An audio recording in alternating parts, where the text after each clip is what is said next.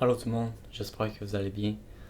Alors, dans cette vidéo-là, j'aimerais ça répondre à la question de d'où vient le mal, pourquoi le mal existe, est-ce que c'est Dieu qui a créé le mal? C'est toutes des questions qu'on pourrait avoir au début dans la foi et même plus loin dans la foi aussi. Et c'est une bonne question à avoir en fait, parce que nécessairement qu'on va se demander, est-ce que Dieu a créé le mal? Est-ce que Dieu est si bon qu'il en a de l'heure? Alors dans Matthieu 13, verset 24, il leur proposa une autre parabole. Et il dit, le royaume des cieux est semblable à un homme qui a semé une bonne semence dans son champ, mais pendant que les gens dormaient, son ennemi vint, sema de l'ivraie parmi le blé, et il s'en alla. Lorsque l'herbe eut poussé et donné du fruit, l'ivraie parut aussi. L'ivraie, c'est les mauvaises herbes. Les serviteurs du maître de la maison vinrent lui dire, Seigneur, n'as-tu pas semé une bonne semence dans ton champ? Dieu, est-ce que tu es si bon que ça? D'où vient donc le mauvais herbe?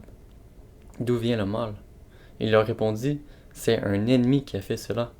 Et les serviteurs lui dirent, veux-tu que nous allions l'arracher? Non, dit-il, de peur qu'en arrachant l'ivraie, vous ne déraciniez en même temps le blé. Laissez croître ensemble l'un et l'autre jusqu'à la moisson, et à l'époque de la moisson, je dirai au moissonneur, arrachez d'abord l'ivraie, et liez-la en gerbe pour la brûler, mais amassez le blé dans mon grenier. Alors ce passage-là est très puissant, parce que ça nous explique exactement ce qu'on avait besoin d'entendre.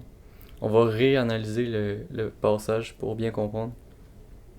Alors Jésus leur dit, le royaume des cieux est semblable à un homme qui a semé une bonne semence dans son champ. Ce que ça veut dire, c'est que Dieu a créé l'humain pour qu'on ait la liberté, qu'on ait le libre arbitre. Et c'est ça qu'il dit. Il nous a créé, au début on était parfait, tout fonctionnait bien, notre corps avait aucun problème. Puis à travers notre libre arbitre, on a fait des mauvais choix qui nous ont un peu détruits à travers le temps. Alors quand il dit la bonne semence, c'est quand on était créé, Adam et Ève au début, sans péché.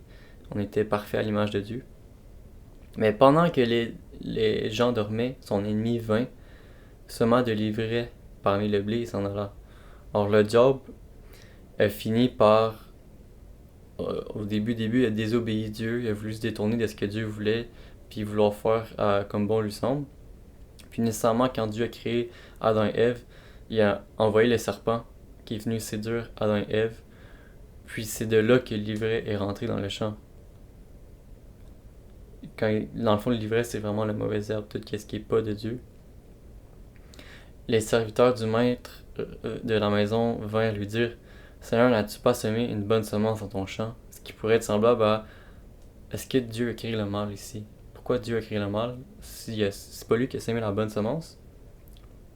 D'où vient donc le mauvais herbe? Puis c'est vraiment ça, c'est pas Dieu qui a créé le mauvais herbe du tout. Ça vient du libre arbitre. Alors quelqu'un qui dit que pourquoi le mal existe, c'est équivalent de dire pourquoi j'existe. Parce qu'on se le cachera pas, tout le monde a le mal en lui. Si quelqu'un dit qu'il n'y a pas le mal en lui, c'est un menteur. Alors vraiment, Dieu n'a pas créé le mal, c'est l'homme, à travers nos choix, qu'on a décidé de créer le mal, d'y aspirer, on pourrait dire. Et après ça, le serviteur dit, veux-tu que nous allions l'arracher? Il dit non, parce que, pourquoi il a dit non à aller arracher les mauvaises herbes, à aller détruire le mal, on pourrait dire?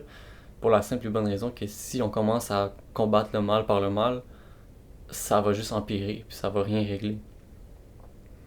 Non, dit-il, de peur qu'en arrachant l'ivraie, vous ne déraciniez en même temps le blé. Parce que si tu combats le mal par le mal, tu vas finir par te détruire toi aussi, tu vas détruire tout ce qu'il y avait de bon. Alors, c'est ça qu'il voulait dire ici. Laissez croître un et l'autre jusqu'à la moisson. Laissez vivre les personnes, bien ou bonnes personnes ou mauvaises personnes, pour Dieu ou pas pour Dieu. Laissez-les tous vivre ensemble. Puis à la fin de la moisson, à la fin des temps, je dirai aux moissonneurs, aux anges, arrachez d'abord l'ivraie et liez-les en gerbe pour la brûler. Mais ce qu'il veut dire par la brûler, c'est que chaque personne va récolter ce qu'elle a semé. Si une personne a décidé de faire le mal toute sa vie, et pas se repentir puis revenir à Dieu, se réconcilier avec Dieu, va devoir avoir le jugement pour ce qu'il fait en fait. Récolter ce qu'on a semé, c'est aller en justice puis récolter la sentence qu'on se doit de recevoir. Maintenant, ça pourrait nous amener à une autre question. Pourquoi l'enfer existe éternellement? C'est tellement terrible. Pourquoi Dieu a créé l'enfer éternel? Pourquoi si Dieu est si bon, l'enfer existe? La meilleure façon de répondre à cette question-là, c'est de se dire, si l'enfer n'existerait pas, qu'est-ce qui arriverait en fait? Quelle autre solution qu'on pourrait trouver à l'enfer? Ça serait une bonne question à se poser. Ça serait, si l'enfer n'existerait pas, on arrêterait d'exister si on s'est pas réconcilié avec Dieu. Nécessairement que tout le monde dans leur vie aurait tellement vécu des preuves difficiles que chaque personne aurait voulu arrêter de vivre un jour ou l'autre. Alors, faut que l'enfer existe pour que le paradis existe. Je sais pas si ça fait du sens, mais il faudrait que je fasse une autre vidéo là-dessus parce que c'est très compliqué à expliquer.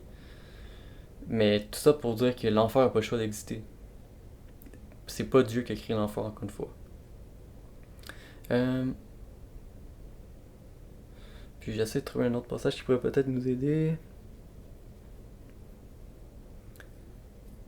Celui qui sème la bonne semence, c'est le Fils de l'homme, c'est Jésus-Christ. Le champ, c'est le monde. La bonne semence, ce sont les fils du royaume, c'est-à-dire ceux qui sont dans le corps de Christ.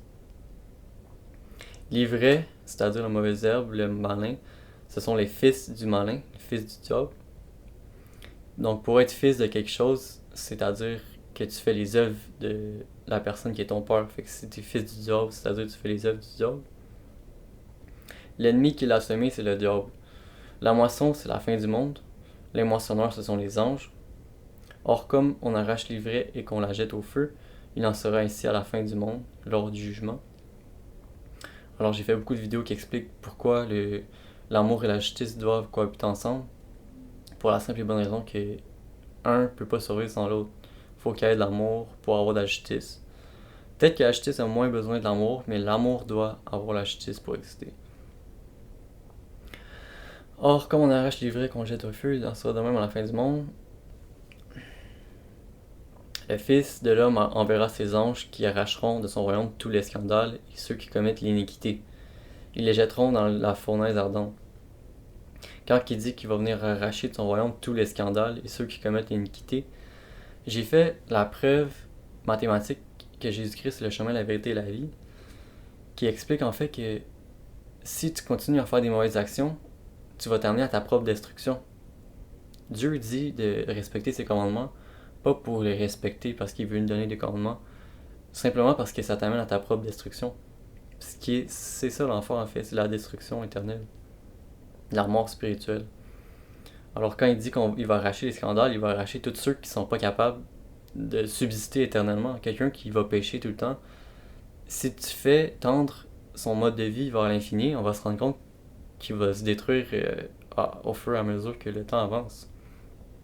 Je sais pas si c'est clair, mais c'est ça qu'il veut dire ici. C'est pas à qui vivre éternellement, ça demande de la pratique, ça demande de la connaissance, ça demande... faut que le Seigneur t'apprenne à vivre éternellement. Je veux dire, il y a beaucoup de personnes, si ils continuent à vivre comme ils vivent en ce moment, ils continuent à fumer des cigarettes, à avoir des mauvaises habitudes, on s'entend qu'ils peuvent pas vivre éternellement comme ça. S'ils continuent à rejeter plein de personnes, à faire du mal aux autres, à voler les autres, c'est impossible qu'ils puissent vivre éternellement. C'est un peu ça qu'il veut dire ici. Et ils les jetteront dans la fournaise ardente, qui est le jugement. Puis encore une fois, il se doit d'avoir un jugement pour que la vie, l'amour, toutes ces choses-là existent. Alors c'est inévitable, mais je sais que c'est effrayant, c'est épouvantable que l'enfer existe éternellement, mais ça se doit d'être, il n'y a pas d'autre solution à ça. Si Dieu étant tout-puissant, étant bon comme il est, il n'a pas trouvé d'autre solution que l'enfer, c'est parce que ça se doit d'exister. Il faut qu'il y ait un jugement. Mais comme je dis, je vais sûrement faire une autre vidéo pour ça, éventuellement. Où il y aura des pleurs et des grincements de dents. Alors on voit vraiment que le jugement, c'est pas des farces. Le mal, ça demande un salaire qui est peut-être pas le meilleur salaire que vous voudriez obtenir. Alors les justes resplendiront comme le soleil dans le royaume de leur peur, que celui qui a des oreilles pour entendre, entende. Vraiment, je pense que ça répond à la question de pourquoi le mal existe, d'où le mal vient en fait. C'est pas Dieu qui a créé le mal. Puis comme on a la liberté, le libre arbitre, le mal existe, veut pas. c'est en fait les personnes qui décident de faire le mal. Puis nécessairement que on est tous dans le mal, on est tous imparfaits. Puis c'est pour ça qu'il y a le sacrifice du Seigneur Jésus-Christ qui est venu nous sauver de notre condition, qui en même temps est venu nous prouver que Dieu nous aimait réellement, ce qui est la meilleure histoire d'amour que l'humanité connaisse. C'est l'amour de Jésus-Christ sur la croix, la Bible, tout ce qui est la révélation de Dieu à travers les temps, qui voulait nous montrer que Dieu nous aimait vraiment, qui nous aimait depuis tout ce temps-là. Alors n'hésitez pas à mettre vos questions dans les commentaires. J'espère que ça a pu vous aider à mieux comprendre d'où vient le mal, pourquoi le mal existe, puis est-ce que c'est Dieu qui a créé le mal? Si Dieu est si bon, pourquoi le mal existe? Pourquoi l'enfer existe? Alors n'hésitez pas à mettre vos commentaires, vos questions dans les commentaires. Puis peut-être que j'y répondrai ou quelqu'un d'autre va y répondre. Alors continue dans ta marche avec le Seigneur. Puis si t'es pas en marche avec le Seigneur, je t'encourage à le faire. Sois béni et Amen.